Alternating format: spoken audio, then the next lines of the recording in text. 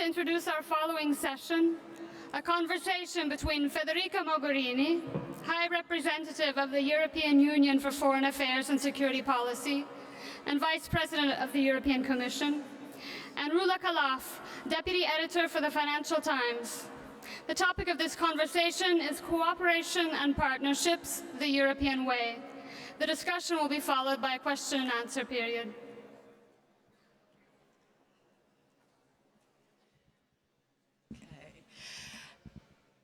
Good afternoon. We have, so far today, we've been discussing the challenges the European Union is facing from within. We're going to shift gear a little bit now and talk about the challenges beyond the EU's borders. They are far too many for me to enumerate, so I'll just try a few. A US administration that is questioning its traditional alliance with Europe, a UK that is forging its own way quite soon, crisis in the Mediterranean, the Middle East, unease in the Balkans. I think I'll stop there because we have with us Federica Mogherini, who is very intimately involved in all of these issues. Federica, I wonder if you could take us on a small world tour because you have been traveling constantly lately, and you've been to the US at least I think 3 times since the Trump administration took over. I've seen that you said a couple of months ago that you believe that dealing with the US will now require a transactional approach. Do you still believe that now that you've gotten to know your counterpart, Rex Tillerson, and others in the administration better? Yes, I think, first of all, I've seen in these first months challenges, for sure, but also many opportunities. And I always think it's good to look at both things, because for every challenge we're facing from the outside, there's also a potential opportunity for us opening up in the world. And maybe I'll say a word on that after answering your question. I'd be very interested in the yes, opportunities. Yeah. I will. But it relates to the US administration, actually, because what I've seen in these first months, first of all, is readiness and commitment to engage. I visited Washington, yes, I think 2 or 3 times in these last months. I'm going back next week. We have received, during the first month of the new administration, an official visit of the Vice President of the United States, Mike Pence, to the European Union institutions in Brussels, which is, I believe, something quite unprecedented. And since then, we have kept extremely good contacts with the Vice President personally, on the phone. I met him in Washington. Rex Tillerson, we meet regularly, but also the Defense Secretary, Mattis, McMaster, National Security Advisor, many congressmen and congresswomen that are extremely engaged and committed to keep this EU-US relationship strong and close. So I see a reality that goes beyond narrative, that is extremely engaged and committed to the EU-US relation.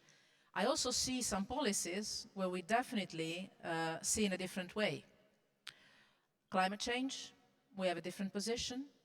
The role of the UN, we possibly have a different position. We believe in the European Union that investing in sustainable development, peacekeeping, conflict prevention is part of working on our security. And it's an investment in our own security. I guess in the new US administration, there's a different approach to that. We have probably a different approach on free trade, where for us, free and fair trade globally is an opportunity for businesses and for workers to get more economic opportunities, and also to protect the European consumers with global rules. So we see some differences. Human rights. Just a few days ago, Rex Tillerson said national interest comes before human rights on foreign policy. Well, for us, there is no contradiction between our interests and our values. We believe that investing in strong societies based on rule of law and human rights is the best way of having secure societies around us. So we have points of difference. But we But also where have do you points see of the, contact. the alignments? I see common interests mainly when it comes to some of the crises we're facing. Look at Syria, look at Libya, look at North Korea, look at Ukraine, where the new administration has confirmed the previous administration position.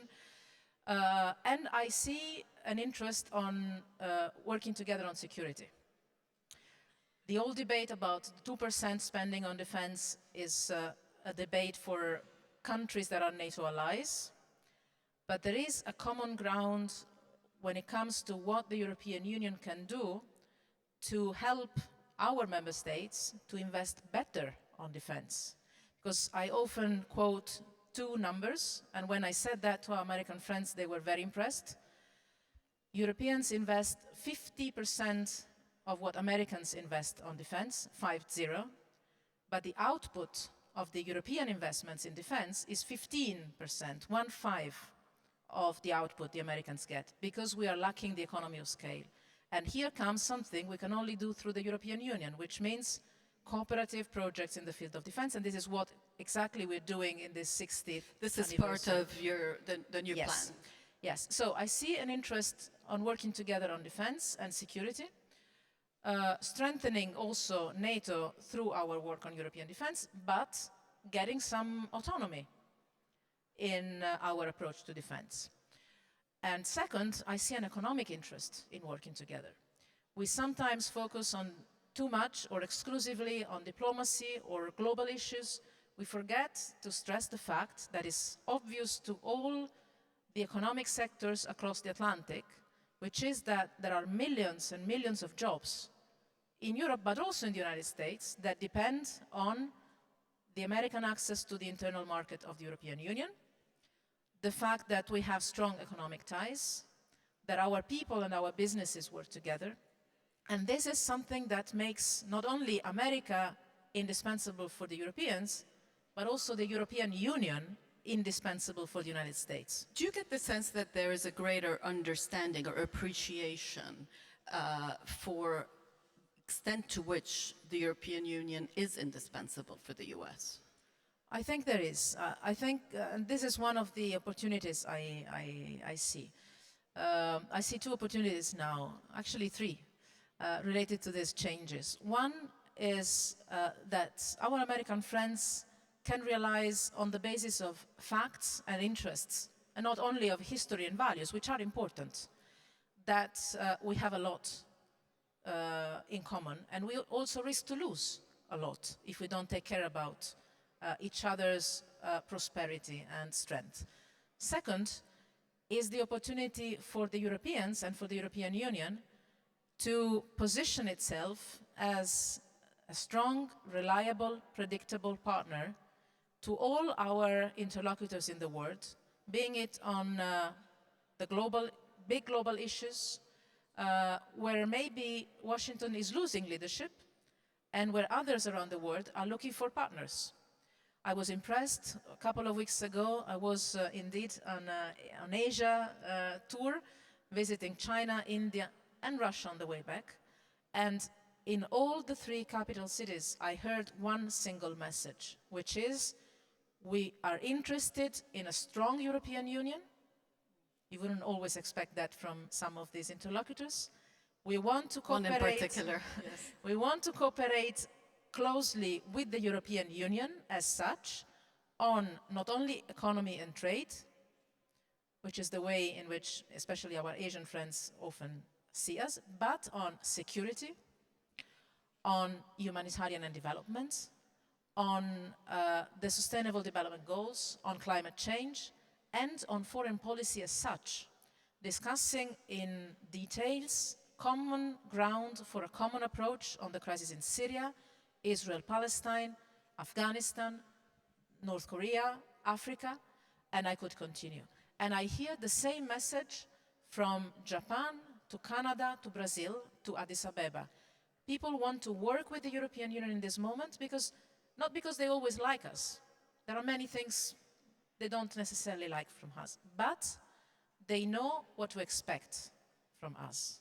We are predictable, and in this moment, of the geopolitical dynamic, being predictable and reliable and strong, as we are, is quite an added value we should use to occupy the space we can. It brings me to a question that I've been thinking about is Donald Trump's unpredictability. To what extent is it an asset? To what extent is it a liability? Because in the case of North Korea, it appears to have worked to his advantage in some ways. I don't know. It's probably something, you know, especially in foreign policy, you have to mix. It's difficult to say from the outset whether the mix is right. Sometimes you find out it's not right only afterwards, and that's dangerous sometimes. It's always a mix of careful diplomatic work, sometimes not too visible. You cannot imagine how many times I'm asked, even recently, if it's not an invisible foreign policy sometimes, the one we have. And, you know, sometimes you have the dilemma doing this work. In my position or in the position of many friends that are sitting here in the room that have responsibilities, when you have to choose between saying something that makes the headlines, but then the day after creates a problem, or do something helpful and responsible that maybe doesn't get the way through media and communication, I would always, always choose responsible, useful way to go. Also because the objective we have is trying to solve problems. Sometimes you can play with unpredictability and predictability in a mix that can surprise your interlocutors and get somewhere. But sometimes you can also scare your interlocutors and you can have an overreaction, and then it's too late to fix it. The European way is not that of playing with predictability or unpredictability. The European way out of our history, because we've had a lot of unpredictability in our history in Europe, and again, celebrating the 60th anniversary of the Treaty of Rome this year, I think we have to keep in mind why we came together as a union after the Second World War. Because we identified clearly a common interest in cooperation that was paying off much more for all of us rather than confrontation and conflict. This is the root of the European Union. This is also the root of the European attitude in foreign policy. You don't play with provocations. You don't play with things that could turn excellent, but also could turn very dangerous. And you try the quiet, cooperative, rational, win-win approach, building partnerships. It's less sensational, but it gets you to the objective of living in an environment that is, again, a cooperative one. We have to get out of this zero-sum game. I win, you lose. You have, of course, been pushed to think more and plan more on defense, partly because of this changing relationship with the US. Tell us a little bit more about how much greater cooperation you're envisaging. And there is some criticism that you may end up trying to replicate NATO. Now that is a criticism that was a worry that was there at the very beginning of our work. The work started actually a couple of years ago, but concretely and with a lot of energy last year when we presented the global strategy. It was 2-3 days after the British referendum. And I thought it was a good moment to reaffirm the reasons why it is better for all of us to stay together on the global scene, including on security and defense.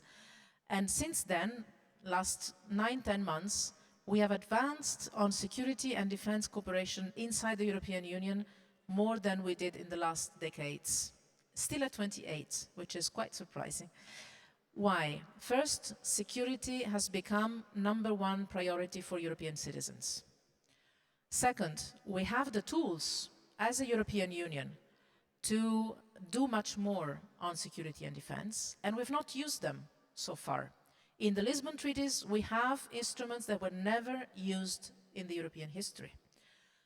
What came after the Lisbon Treaty, the major economic and financial crisis in Europe, made the Europeans concentrate mainly on the economic issues and the economic policies and getting out of the crisis. I believe that now we have the responsibility to go back to those provisions of the treaty and say, wait a minute, we have the instruments, we can do things together, and we do not have the luxury anymore not to use them. So I've proposed to first the defense ministers, the foreign ministers, and then the heads of state and government of the 28, a very ambitious plan on the European defense. And in this 9-10 months, we have adopted a new level of military ambition for the European Union, a new set of operational proposals for using all our instruments, from the battle groups to the headquarters to coordinate all our missions and operations, military and civilian ones, and 42 concrete projects of cooperation with NATO. And the NATO Secretary General and I have been working in these years, and especially in this last year, so closely together on practical things, from cyber to maritime security, showing that a European Union that is stronger on defense is also strengthening NATO. I give you one example. What I was telling you before on the output of the investments on defense. At the end of the day, we're talking about national budgets for defense being spent now in a fragmented manner. If you have member states of the European Union working, for instance, with a permanent structural cooperation, PESCO, that is foreseen in the treaties, never used. And now I'm bringing a proposal in the coming months to use it. Working together on a project. Imagine European drones, spending money together for assets and capabilities that can be used, realized together, used together, but that are owned by member states. Then those member states can decide to use them in a EU mission, in a UN mission, in a NATO mission, for national purposes. So it's through the EU, something that is useful for member states, for our taxpayers, because you spend the money better, more rationally, and also for NATO, if the member state wants to use them in that context. So it's actually something more than doing the European defense we're doing here. It's also overcoming the ghosts of the past, this perception that NATO and the European Union in the field of defense are two separate words. We're different, we have a different nature, but we can have some similar worries and similar fields of action, and we can cooperate in some fields. But having said that, just one last point, I know I was too long. For the European Union, it is true one thing that it is not necessarily true for our partners in NATO or in the United States. We know very well that there is not one single security threat of our world that can be faced only with military means. For us, it's always, always, always an integrated approach. From humanitarian to development to training, it's always a civilian and a military component together. The military strength, the hard power is sometimes necessary, but for us alone, it is never the solution to any of the threats we're facing. One of the issues that you have worked very hard on is the Iran nuclear agreement. Are you now reassured that the US will not abandon this agreement, or if it doesn't abandon it, that it won't push Iran in a way to abandon it? First of all, I thank you very much, because all your colleagues normally ask questions, aren't you worried that? Saying, aren't you reassured, is a good way of putting things in a positive manner. Thank you. It's probably the women angle that underlines the positive.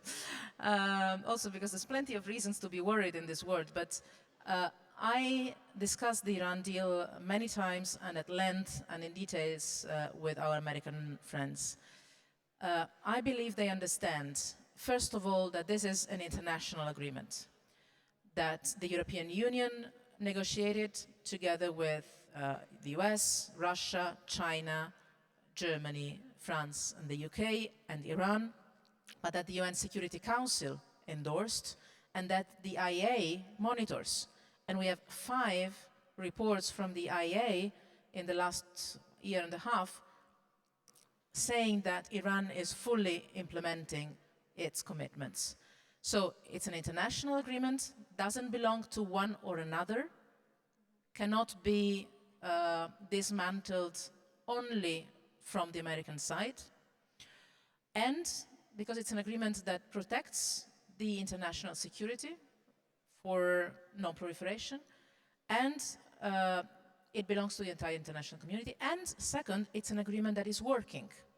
Now, President Trump announced a review on the American side on the effectiveness of the agreement.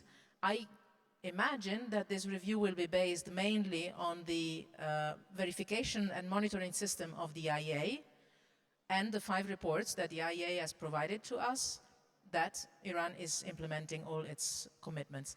We gather the 6 regularly under our coordination to assess and monitor the implementation of the agreement. Not only the nuclear commitments, but also our commitments, because there are economic commitments in terms of lifting the sanctions that also the international community has to honor.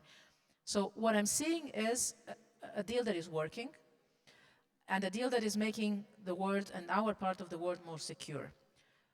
I believe the new American administration understands that it is not in the interest of anyone in this region to risk a different course on Iran nuclear programs if we go in a different direction and dismantle the deal. And in any case, I've said it many times, the Europeans are strongly committed in keeping the deal going. Let's open this up to the audience. Do I have questions? Yes, the gentleman over there.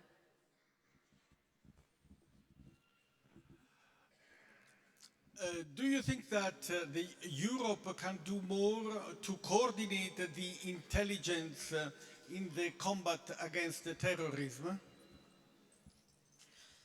Yes, we have already started to do more.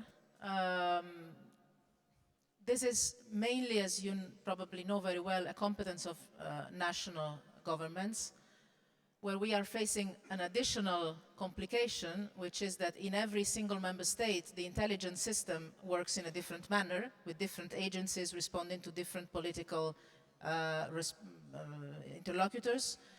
And that, by definition, this is a field where member states tend to be quite jealous of the information they share. But I think that, especially after the attacks in Paris and Brussels 1.5 years ago, we saw a much more determined will from member states to share more and coordinate more internal intelligence and external intelligence. We have a European Union intelligence system that is under my responsibility, that relies on the information that member states share with us and through us with member states. And this is the basis of our analysis. We are intensifying this work, so we depend on this from the will of member states to share more. And I'm seeing a positive trend here, but we've done one step more, of which I'm very proud and very glad. We have established counterterrorism coordinations and dialogues with a series of international partners, from the ones in our region, from the Balkans to the Middle East to North Africa, to some places in Africa and in Asia, to exchange informations on different subjects that are of common interest, especially on counterterrorism and fighting radicalization.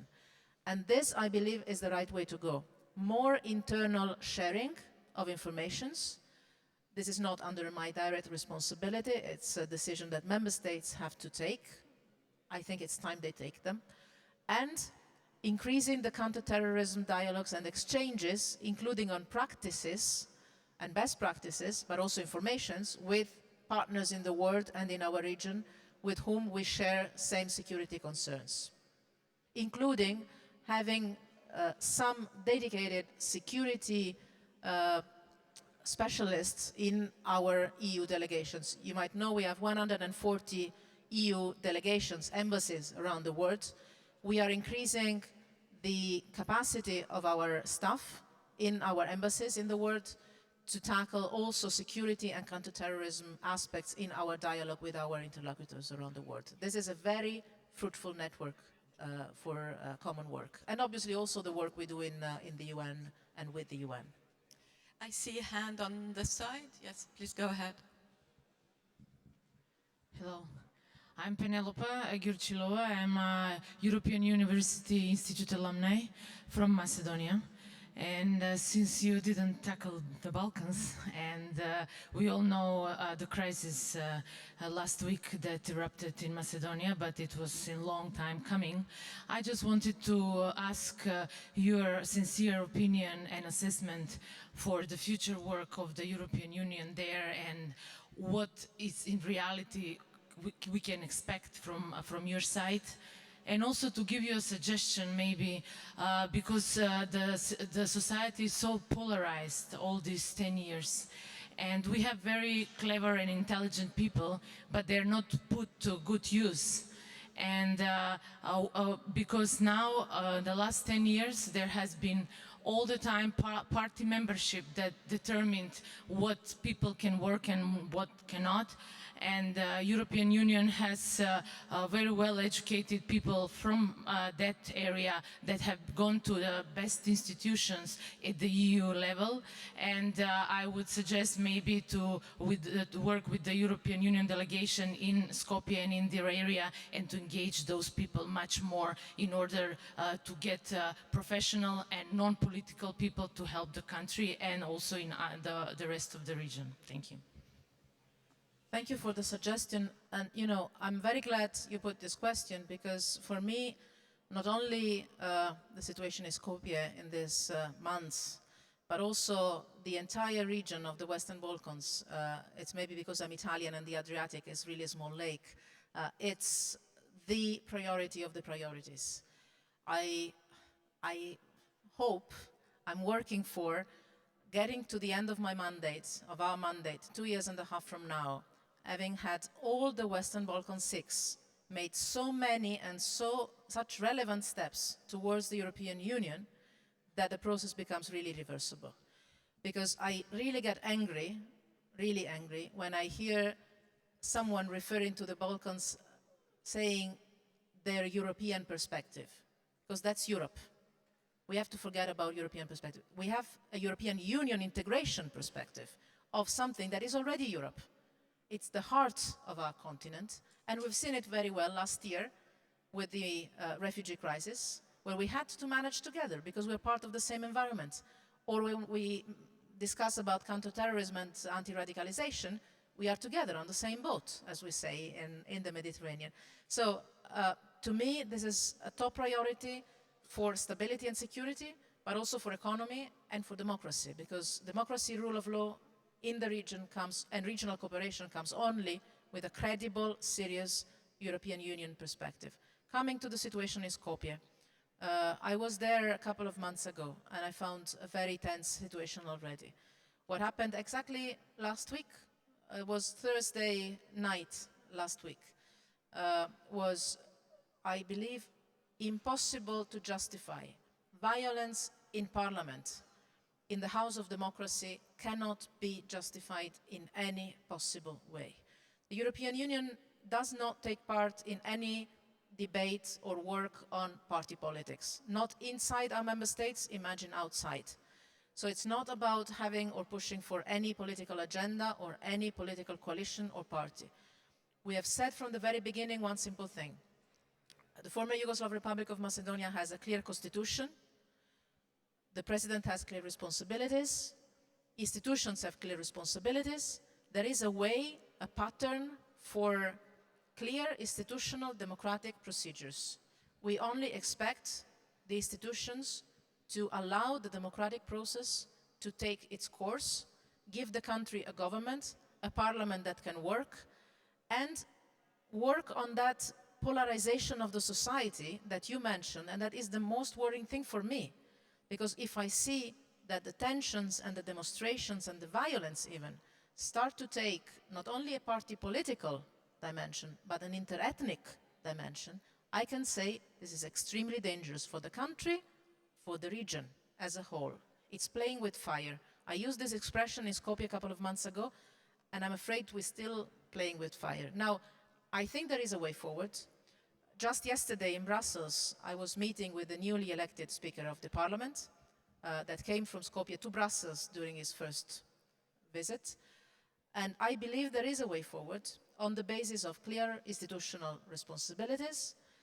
And we would be ready to work with all institutions of the country, the President, a new government, the Parliament, functioning Parliament, to restart fast our European Union accession negotiations. Because one thing has to be clear, the country's future is clearly in the European Union and towards the European Union, but it needs to start uniting, and institutions have to start to work for the citizens, all of them, beyond party lines, beyond ethnic lines. This is the way the European Union is encouraging institutions to go. I've seen in Skopje young people, no matter their political affiliation, if they had any, probably not, or their ethnic background. I've seen young people in Skopje, talking a long time with them, full of energy and desire of having a better future, and having a better future inside the European Union. And what I'm telling to the authorities, to the political leaders, all of them in Skopje is this: think of those young people, think of your citizens, knowing that on the European side, on the European Union side in Brussels, we are ready to work with you. All the institutions, beyond the party lines, beyond the ethnic lines, but things have to follow the democratic course defined by the Constitution. I think there are quite a few hands up, and I think we may actually be running out of time. Or have we run out of time? Okay. Okay. One more. One more. Go ahead. I am president of European Association, IAZ, and I'm very glad to be here, and would like to thank the president of the European Institute and the Commissioner Mogherini, because we think about university. My questions is very linked regarding university, because we have a strong link among diplomacy, foreign policy, European Union foreign policy, and university. Regarding 3 points. First, many of the crises start in the universities because are manipulated by the politicians. Second point, I have been a few days ago in Washington in a seminar with a student and professor of American universities. I am very surprised because we need to have much more stronger relation between European Union and the United Nations, United States methodology to face the crisis, thinking too much more to the cooperation, thinking too much more to peace and not competition. Third point is the thing about the sustainable and the program for the Israeli and Palestine and all the Middle East. I would like, just in the second point for me, to appeal to the Mogherini about this program. I know that the European Union gives much more money for the Palestinians, but the problem is not the money, is to organize program more focused to support who likes the real peace, and when come at home, then don't risk the life because he's participate the students for the change. So my question is very, very positive, and I thank you very much, you Mogherini, for this. Please, it's the second time I met you, is a real appeal to the President of European Institute and you. We need to develop the dialogue among the crisis, the young generation in the crisis conflicts, and support who likes to do peace. And we cannot give, sorry, thank you very much. Very good point, thank you. Point taken, but perfectly agreeing with you. You mentioned the link between the work in universities, younger generations, and conflict prevention and conflict management. This is exactly the spirit with which we are working all around the world.